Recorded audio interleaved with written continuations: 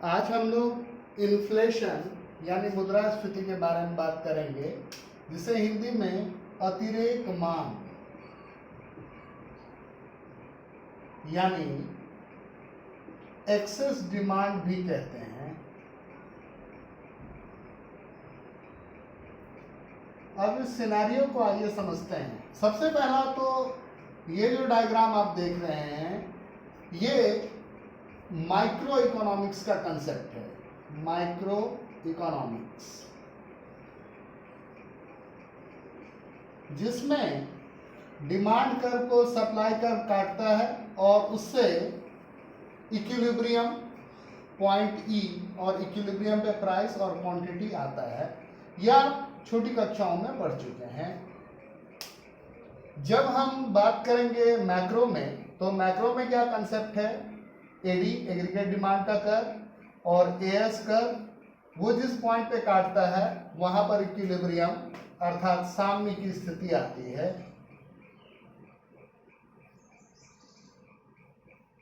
अब अगर दो वर्ड को आपको समझना चाहिए, पहला एक्स एंटी और एक्स पोस्ट। क्या होता है कि हम कभी योजना बनाते हैं, कोई प्लान करते हैं, या गवर्नमेंट ऑफिशियल्स भी हैं, गवर्नमेंट के जो हैं पॉलिसी मेकर्स, वो भी प्लान करते हैं, तो वो पहले ही सोच के रखते हैं कि एक किसी अर्थव्यवस्था में कितना उत्पादन होना है और उसमें क्या मांग रहेगी और उसका पूर्ति पक्ष क्या होगा। तो जो आप उम्मीद करते हैं, जो आपने सोच के रखा है, वो कहलाता है एक्स एंटी, जो आपका एंटिसिपेशन है, जो आपने सोचा है। और एक्स पोस्ट क्या होता है? हमारे घर में कोई फंक्शन है, हमने सोचा कि 5,000 का बजट आएगा। ऐसा हो सकता है कि वो बजट 5,200 रुपया हो जाए, 5,500 रुपया हो जाए। तो वो क्या है, हमने एंटिसिपेट किया था कि 5,000 बजट होगा, लेकिन एक्चुअल बजट क्या हुआ, उससे थोड़ा ज्यादा हो गया।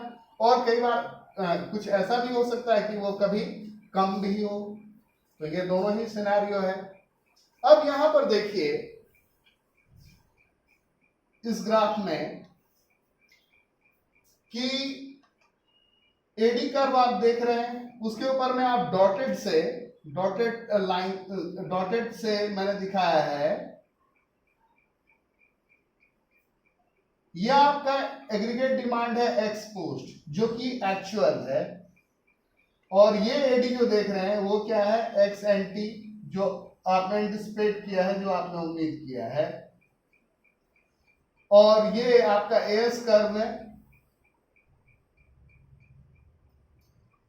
तो एएस कर्व कहां पे कट कर रहा है? पॉइंट ई पर। और पॉइंट ई जो है वो इक्विलिब्रियम है, यानी अर्थव्यवस्था ईएम गुड्स एंड सर्विसेज बना पा रही है। लेकिन अगर किसी कारणवश आपका जो एक्चुअल डिमांड है वो ईएम से ज्यादा होकर के वो क्या है? बीएम। यानी अगर हम देखें BM minus BE, sorry EM करें, तो हम क्या देख रहे हैं कि बीई जो है वह एक्स्ट्रा डिमांड है। बीई जो है वह क्या है? एक्स्ट्रा डिमांड है। और वो एक्स्ट्रा डिमांड जो है वही अतिरेक मांग या इन्फ्लेशन का सिचुएशन क्रिएट करेगा। अब जब ये इन्फ्लेशन का सिचुएशन आएगा, इसका क्या मतलब है कि अर्थव्यवस्था में ईएम सामान ही बन रहा है, लेकिन मांग जो है वो बीएम के बराबर है। तो हम एक्स्ट्रा बीई क्वांटिटी तो बना नहीं सकते हैं, लेकिन जो प्री एग्जिस्टिंग क्वांटिटी है, उस प्री एग्जिस्टिंग क्वांटिटी का ही हम दाम बढ़ा सकते हैं। और हम दाम अगर बढ़ा लेंगे तो क्या होगा कि जो एक्स्ट्रा डिमांड है मार्केट में, जिसको कि मैंने डॉटेड लाइन से दिखाया है, वो चीज खत्म हो जाएगा। अब इस चीज को एक न्यूमेरिकल एग्जांपल से, मैंने डेली लाइफ के एग्जांपल से समझाने की कोशिश की है। सबसे पहले मैं थोड़ा सा डिबेट होऊंगा। मैं आपसे ये पूछता हूं कि आपको पैसा क्यों चाहिए? आप बोलेगा कि सर पैसे की जरूरत कभी भी किसी को पैसे के लिए नहीं होती है। पैसे की जरूरत किसी को इसलिए होती है क्योंकि उससे वस्तु और सेवाओं को खरीदा जा सकता है। मैंने कहा आप बिल्कुल सही कह रहे हैं। पैसा हमें इसलिए चाहिए क्योंकि हम उससे वस्तु और सेवाओं को खरीदते हैं। अब एक बात ध्यान में देने की है, क्या मैं अगर आपसे आज आधा किलो चीनी लूं और 4 महीने के बाद, 6 महीने के बाद मैं 400 ग्राम चीनी आपको वापस करूं और मैं कहूं कि भैया हिसाब क्लियर हो गया, तो यह आपको कैसा लगेगा? आप बोलेगा कि सर ये आपने कौन सा एग्जाम्पल दिया, इससे आप क्या कन्वे करना चाह रहे हो, क्या बताना चाह रहे हो? तो मैं कहता हूं कि आज चीनी की कीमत मान लीजिए 40 रुपया है, यानी आधा किलो अगर आप चीनी खरीदेंगे तो उसकी कीमत 20 रुपए होगी। अब चीनी की कीमत बढ़कर 50 रुपए हो गई, यानी 20 रुपए में आप कितना खरीद रहे हैं? 400 ग्राम। यानी क्या मतलब हुआ कि अगर पैसे के टर्म में देखें और सामान के टर्म में देखें तो सामान के टर्म में क्या हो रहा है कि 500 ग्राम चीनी इक्वल हो जा रहा है 400 ग्राम चीनी के। और ऐसा क्यों हो रहा है? क्योंकि कीमत 40 रुपए से बढ़कर के 50 रुपए हो गई। कहने का क्या मतलब है कि जब भी कभी इन्फ्लेशन का सिचुएशन आएगा तो जो फिक्स इनकम क्लास है, जिसकी बंधी हुई आमदनी है, उसे बहुत कष्ट होगा, और जिस व्यक्ति को कर्ज का रिपेमेंट किया जा रहा है उसे भी बहुत दिक्कत होगी। अब हम आइए इसके बारे में बात करेंगे कि कैसे इस इन्फ्लेशन को करेक्ट किया जाए। तो यहां पर मैं आपको बताऊंगा कि इन्फ्लेशनरी गैप को करेक्ट करने का क्या तरीका हो सकता है, कैसे हम लोग उसको करेक्ट करते हैं, कैसे हमारे जो योजना बनाने वाले लोग हैं वो उसको कैसे देखते हैं, कैसे करेक्ट करते हैं। तो measures to correct inflationary gap, सबसे पहले तो उसके तहत 3 नीति है। फिस्कल पॉलिसी है, मॉनेटरी पॉलिसी है और कुछ जनरल पॉलिसीज हैं। तो फिस्कल पॉलिसी में क्या होता है कि करों की दर में वृद्धि कर दो, टैक्स का रेट अगर बढ़ गया तो क्या होगा, पब्लिक के पास खर्च करने के लिए कम पैसा बचेगा, और अगर खर्च करने के लिए कम पैसा बचेगा तो वो एक्स्ट्रा डिमांड नहीं कर पाएगा। फिर क्या करो, सरकारी व्यय में कटौती कर दो। आपको पता है कि गवर्नमेंट खर्चा करती है इकोनॉमी में, सड़क बनवाती है, नहर बनवाती है, नदी तालाब कुआं, हॉस्पिटल्स, रोड्स, ऐसे बहुत सारे खर्चे करती है। तो क्या कर दीजिए, उसमें अगर आप कमी कर दीजिएगा तो गवर्नमेंट जो खर्च करती है तो वो क्या होता है, पब्लिक के पास इनकम बन करके जाता है। अब पब्लिक के पास वो इनकम बन करके नहीं गया, यानी पब्लिक के पास पैसा कम हो गया। पैसा अगर कम हो गया तो ऑब्वियसली वो डिमांड कम करेगा। आपको क्या करना था, मार्केट में जो एक्स्ट्रा डिमांड का सिचुएशन था, उसी एक्स्ट्रा डिमांड को आप हटाना चाह रहे हैं ना। ये जो डॉट है इसको आप हटाना चाह रहे हैं, और ये डिमांड क्यों है, क्योंकि पब्लिक के पास पैसा है, तो पब्लिक के पास पैसा कम कर दो। फिर और क्या होगा, नैतिक दबाव, मॉरल सॉर्शन। क्या होता है कि अगर आरबीआई का गवर्नर किसी भी बैंक के चेयरमैन को या सारे बैंक के चेयरमैन को बोल देगा कि भैया अभी मार्केट में क्रेडिट का एक्सपेंशन नहीं होगा, क्रेडिट नहीं फैलेगा, तो आपको बैंक लोन नहीं देगी। लोन अगर नहीं देगी तो क्या होगा, आप बिजनेस नहीं करेंगे, मार्केट में नया पैसा नहीं आएगा, तो वो एक फैक्टर होगा। उसके बाद क्या, ऋण की राशनिंग, क्रेडिट राशनिंग का क्या मतलब है, आपको कॉस्मेटिक की कंपनी खोलनी है, उसके लिए आपको 50 लाख रुपया चाहिए। आप जाइएगा बैंक में लोन के लिए तो बैंक मना कर देगा, बोलेगा कि सॉरी हम अभी लोन नहीं दे सकते हैं। लेकिन आप बोलिएगा मुझे यूरिया की कंपनी खोलनी है, यूरिया फर्टिलाइजर है, किसानों को चाहिए, उसके लिए बोलिएगा 8,000 करोड़ रुपया चाहिए। बैंक बोलेगा जी हाँ है पैसा, आप दे जाइए, खोल लीजिए। क्या मतलब है कि सर्टेन टाइप के इंडस्ट्री के लिए आपको पैसा मिलेगा और सर्टेन टाइप की इंडस्ट्री के लिए आपको पैसा नहीं मिलेगा। तो ये दो चीज है, इसको कहा जाता है क्रेडिट राशनिंग या ऋण की राशनिंग। फिर बैंक दर में वृद्धि। बैंक दर में वृद्धि का क्या मतलब हुआ, समझ लीजिए कि पहले 100 रुपया ब्याज पे लेते थे, आपको 10 रुपया ब्याज देना पड़ता था, और आप 100 रुपया पूरा साल भर रख करके 40 रुपया कमा लेते थे, यानी 10 रुपया ब्याज देने के बाद भी आपका 30 रुपया का इनकम था। अब मान लीजिए ये रेट अगर बढ़ जाएगा तो 100 रुपया लीजिएगा और उसमें समझ लीजिए कि 30 रुपया ब्याज लग जा रहा है, और कमा रहे हैं अभी भी आप 40 रुपया, यानी 30 रुपया ब्याज भरने के बाद आपकी कमाई कितनी हो गई? 10 रुपए की। तो ये 10 रुपया कमाई करने के लिए ये जो 30% का इंटरेस्ट है, ये कुछ ज्यादा बड़ा रिस्क नहीं हो गया? आप बोलेगा हाँ सर डेफिनेटली हो गया। यानी अगर बैंक की दर बढ़ जाएगी तो उसका क्या मतलब है कि आप लोन पे पैसा लेकर के बिजनेस नहीं करोगे। रक्षित अनुपातों में वृद्धि। अब इस चीज को ऐसे समझिए कि मैंने आपसे कहा कि मुझे मेरा फीस दे दो, मैं पढ़ा रहा हूं, मुझे मेरा फीस दे दो। आप बोलेगा कि सर चेक ले लो, अभी कैश नहीं छूते हैं। मैंने कहा जी बहुत बढ़िया, चेक दे दो। मैंने चेक ले लिया आपसे, वो चेक ले लिया, इसमें क्या है इसके पीछे? तो आपके चेक का मतलब हुआ कि बैंक के लिए आपने एक ऑर्डर दिया कि फलाने आदमी को इतना तारीख को इतना रुपया पेमेंट कर दो।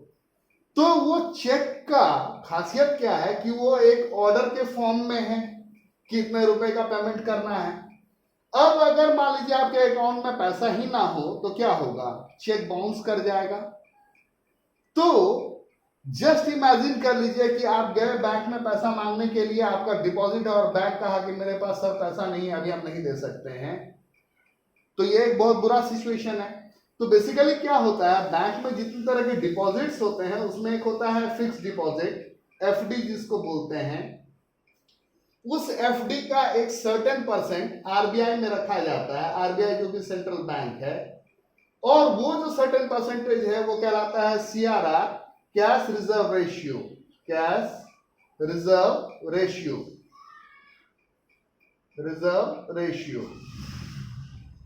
नगद आरक्षी अनुपात, नकद आरक्षी अनुपात। अब इसमें क्या होता है कि अगर सर्टेन परसेंटेज आपने रख दिया बैंक में, तो बैंक आरबीआई में, तो आपके पास बिजनेस करने के लिए पैसा कम हो जाता है। बिजनेस करने के लिए पैसा कम हो जाता है यानी मार्केट में आप ज्यादा पैसा नहीं फैला सकते हैं। तो सीआरआर का रेट बढ़ा करके आरबीआई ये कंट्रोल कर सकती है कि बैंक कितने पैसे से बिजनेस करेगा। और एसएलआर का क्या मतलब होता है? सावधिक तरलता अनुपात, statutory liquidity ratio, statutory liquidity ratio.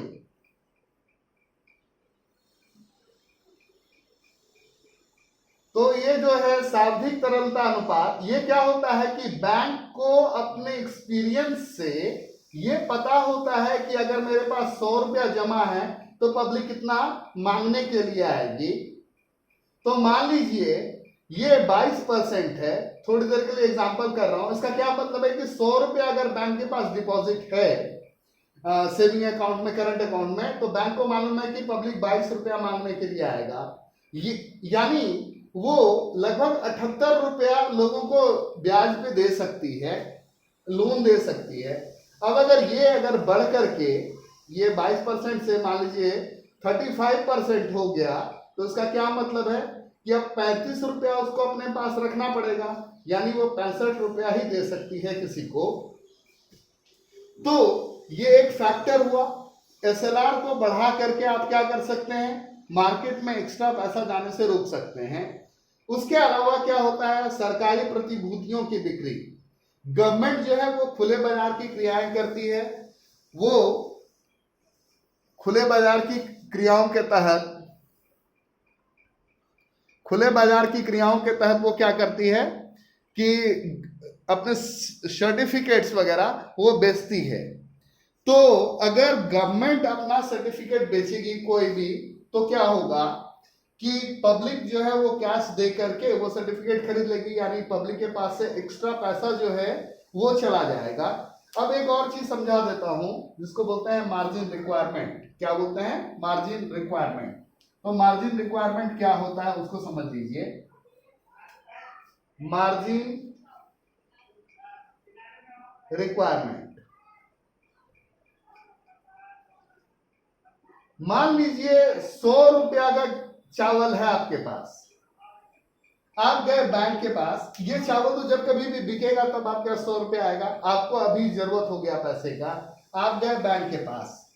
और आपने कहा कि मेरे पास 100 रुपीज का चावल है पड़ा हुआ, ये रख लो और मुझे कुछ पैसे दे दो, हमें काम है। बैंक ने कहा कि भैया मार्जिन रिक्वायरमेंट जो है वो है 10%। मार्जिन रिक्वायरमेंट 10% है, क्या मतलब? बैंक का काम तो चावल बेचना नहीं है ना। कल को अगर आप पैसा लेकर के भाग गए तो बैंक क्या करेगा? उसकी अपनी भरपाई कर लेगा उसको बेच करके। तो बैंक ने कहा कि हम 10% काटेंगे, 10% मार्जिन रिक्वायरमेंट रखेंगे।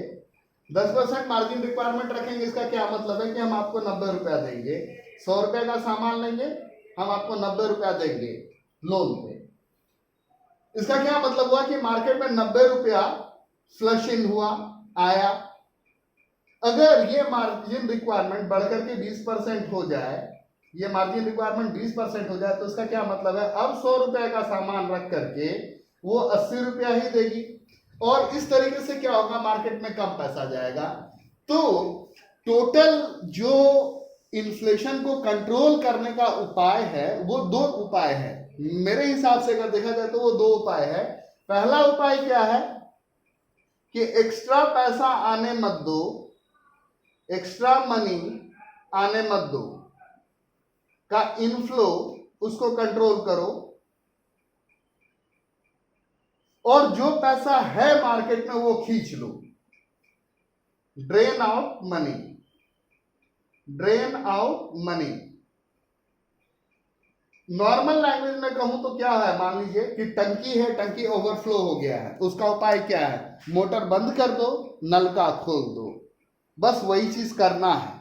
वही थीम लगा हुआ है। ड्रेन आउट मनी मतलब क्या? कि जो ऑलरेडी पैसा है मार्केट में उसको निकाल दो। तो इस तरीके से हम क्या कर सकते हैं? अतिरिक्त मांग की स्थिति को दूर कर सकते हैं। यही समझने वाला एस्पेक्ट था। Thank you.